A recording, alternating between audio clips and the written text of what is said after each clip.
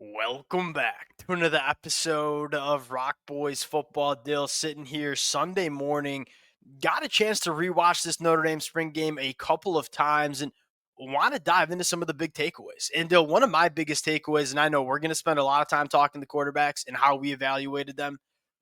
I want to start with just how complete I think this football team is going into 2025. We spend a lot of our spring weekends watching a lot of different spring games. You see a lot of lopsided performances. Teams that it might have a really good unit and have a lot of questions on the other side of the football. I thought the majority of the day, it was good on good. Offense was making some plays. The defense was making some plays. I left the Notre Dame spring game saying, where's the hole? Where's the glaring weakness in this Notre Dame football team going into 2025? I don't think you have one. And then you have a very intriguing three-way quarterback race where I thought you saw some good things from all the quarterbacks. Now, to me, I'll let CJ Carr was very clearly not only the best quarterback on Saturday afternoon, but I think it's become very clear, at least to me and from what I've read from spring practice as well, he provides this Notre Dame offense with the highest ceiling, especially this kind of Notre Dame offense where we're not used to talking about Notre Dame's pass catchers being really damn good. Dill, I think this pass catcher room for Notre Dame going into 2025 could be elite. And so I think one of the questions that if you are Marcus Freeman, saying what quarterback fits what we want to do the most and what quarterback gives the opportunity for these pass catchers to really take over some football games.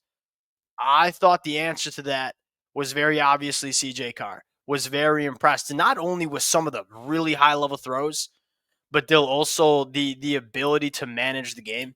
I thought was really impressive for a young quarterback.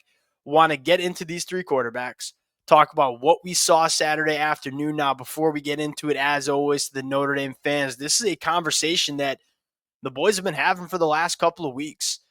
There are a lot of Notre Dame fans that sit on a lot of different quarterbacks. Would love to hear how everybody's feeling in the comment section coming out of the spring game. Appreciate you guys rocking with it. Going to be a storyline we're following for a while over the next couple of weeks and months. If y'all do enjoy the content, consider subscribing to the channel. Dill, without further ado, I'll give you the tee box. Let's start at the quarterback position. And I'll just ask you this. Who do you think start for Notre Dame come the 2025 season? Yeah, I'd probably agree with CJ Carr. Now, again, I think this quarterback race should be trimmed to a two-man battle. I think Yeah, the yeah, way Kenny Minchey and CJ Carr, like the only thing that was going to preclude those two from probably being above Steve Angeli on the depth chart was if you saw like the game just not be managed particularly well when either of those came in. yeah, Honestly, I thought Kenny Minchey, like he'll provide you some escapability, some ability to get out of bad situations. That's certainly a huge value in college football, I think. And then CJ Carr, you said it, like there were two throws in particular that yeah. stick out in my mind. Like, well, there's just Steve Angeli and Kenny Minchey are making those throws. So I lean CJ Carr. I don't think he made the mistakes that would have precluded him from being the starter for Notre Dame. And when I say that, like, I don't know if any Notre Dame fans happen to watch the Ohio State spring game, but they have a very talented freshman quarterback in Yeah. Caden St. Clair. When he came into the game, you could tell that just things kind of it went to chaos a little bit, like a lot of mistakes, a lot of missed throws. CJ Carr really had the one mistake on the day. So aside from that, I think it was really clean. And if he plays clean and he can obviously Yeah. elevate everything around him with his ability to make Well, throws, I think that's the conversation is that when we went into spring, the conversation was all right. CJ Carr is the best arm talent in this room. That was very clear on Saturday afternoon. Kenny Minchey gives you the best of a maybe difference maker quarterback in terms of what he can do from an athletic profile standpoint. Also can rip the football. I thought he threw a couple of high level footballs as well. And then Steve Angeli was the guy that, hey, you want a quarterback that you can trust and that can command this offense? He's probably your guy.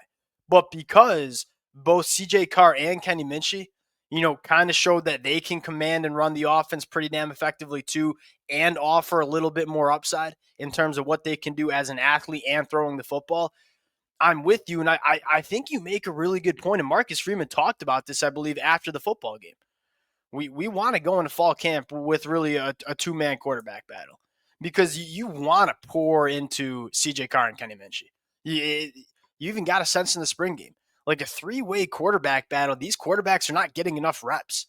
And so I'm interested to see what the two-man battle is going to look like. And if I were to guess, it would probably be CJ Carr and Kenny Minchey. And you want Angeli to stay with the program because you know you can trust him to play some high-level football in that room.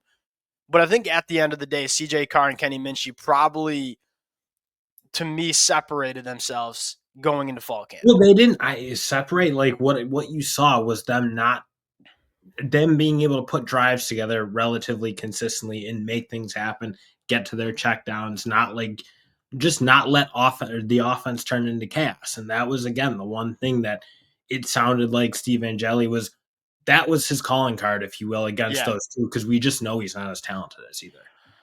So I want to dive into CJ Carr a little bit more because I think we both are probably in agreement, and I think a lot of Notre Dame fans are too, at least the ones I've talked to. That CJ Carr seems to be the leader coming out of spring in terms of who's going to be your quarterback one. Dill, some of the throws that we saw him make Crazy. were some high level stuff. Like that was the stuff we expected from this kid coming out of high school.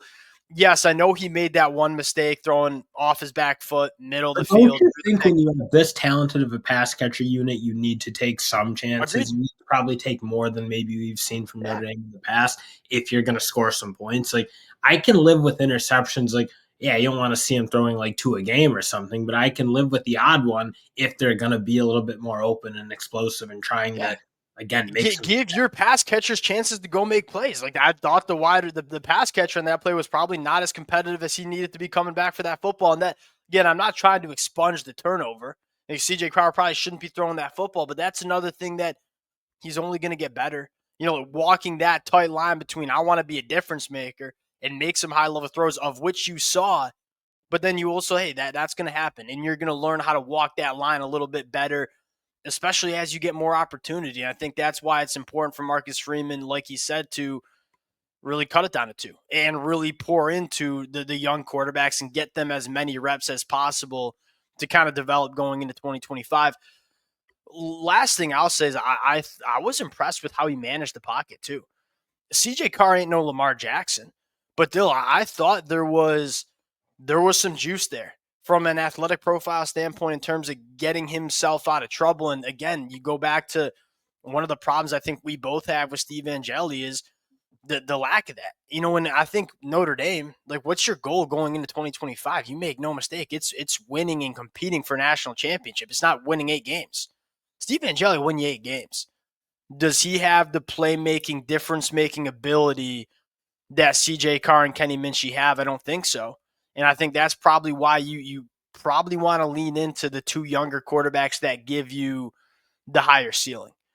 The pass catchers, it was like I guess a quiet day from the pass catchers, but I'm very high on what these pass catchers can be.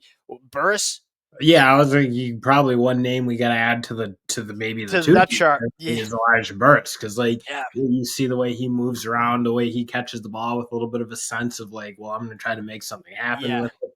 Yeah, he'll probably be on the field and involved in some capacity, and It's that's like again, like they have a more loaded wide receiver room than we've really ever seen in yeah. Marcus Freeman's tenure.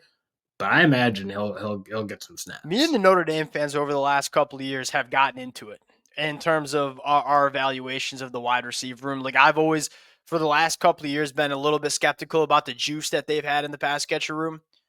Well, I ain't pushing back on it this year.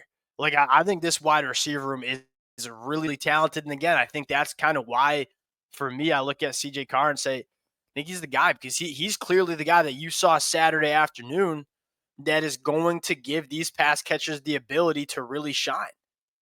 Offensive line, Dill, it's going to be a good unit. And I'm kind of interested to see what the final starting five looks like. This is my best bet come that opener against Miami. Charles Jagusah staying on the inside. We kind of had our question marks on what that would look like. Dill, I mean, when you're talking about Charles playing guard, you feel good about what the starting five is going to look like. And I thought they were moving. What I noticed the most is that this was an offensive line that was kind of young with some younger bodies that you probably wanted another year of physical development before they were playing, and they were kind of thrown into the fire in 2024. Dill, it seems like a little bit more of a physically imposing offensive line. And if you're a Notre Dame fan, that's got to fire you up in terms of what this run game is going to look like in 2025. Yeah, no, and we know the run game is pretty good. It was good last year. Again, I Yeah. thought you saw some strides in the pass protection. I thought Notre Dame's defense was being more aggressive than I feel like you see most teams be in Yeah. spring Yeah. games. So, like, again, I don't mind that because that is where that offensive line needs to continue to take their jumps Yeah. in passing things off and picking up blitzes. So again, I'm okay with Chris Ash. I should say getting after them a little bit, but Yeah. that will still be the question coming into this year: is can that pass protection just take the step and catch up to where they are with the Yeah, run? that's actually funny. I didn't note that, but now, like, kind of thinking back about my rewatch, you did see some A lot of linebackers from the linebacker second. dominoes. I mean, Yeah. they were You going. don't see that in most spring games, and they were throwing it at him, and it's probably what you want to do. Like, hey, we want to challenge. This ain't an offensive line that we think is going to be bad. You're not trying to protect them or the quarterbacks in the spring game. You want to go challenge this unit. Yeah, I agree. Dill, the defense, I got to give you a shout out, man. Jared Dawson, he's a gamer, man. And he Monster. when Jared Dawson came to Notre Dame, you loved it. I was like, okay, I think he's going to be a solid 2 deep member. That's probably it.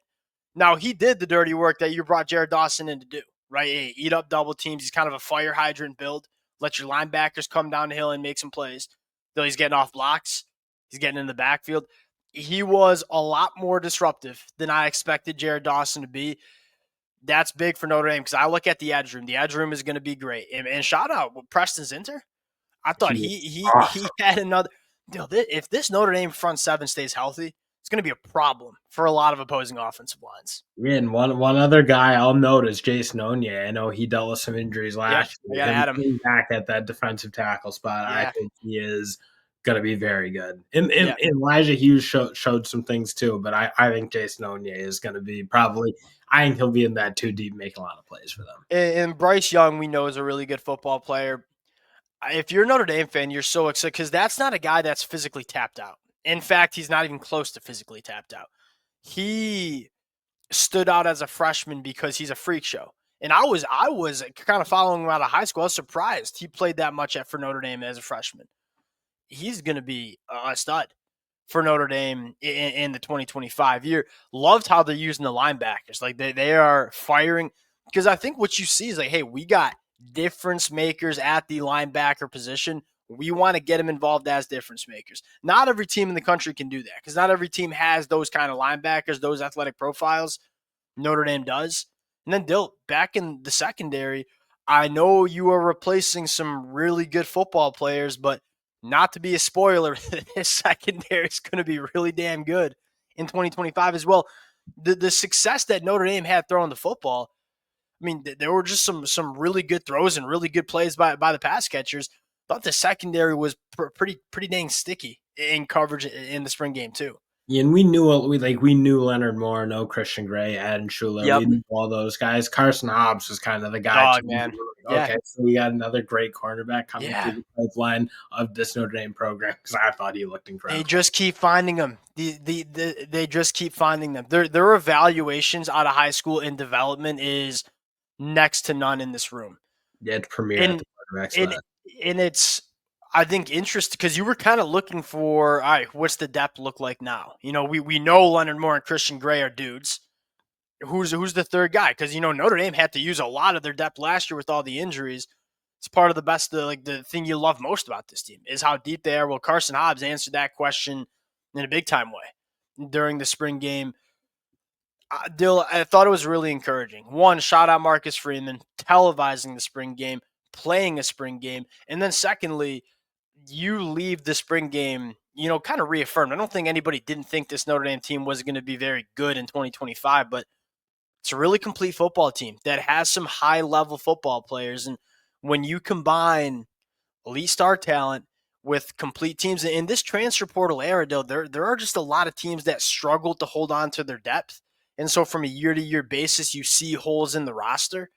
This Notre Dame team doesn't really have any. I was really, if you're a Notre Dame fan, I think you should be really encouraged from what you saw Saturday afternoon. We'll close it out there. Gonna get hot with the quarterback battle over the next couple of weeks and months. Suddenly becomes a big storyline, Dale. Because if this Notre Dame team gets good quarterback play in 2025, it is off to the races for this football team. We'll close it out there. Appreciate you guys rocking with it. If y'all do enjoy the content, consider subscribing to the channel, and we'll talk to y'all later.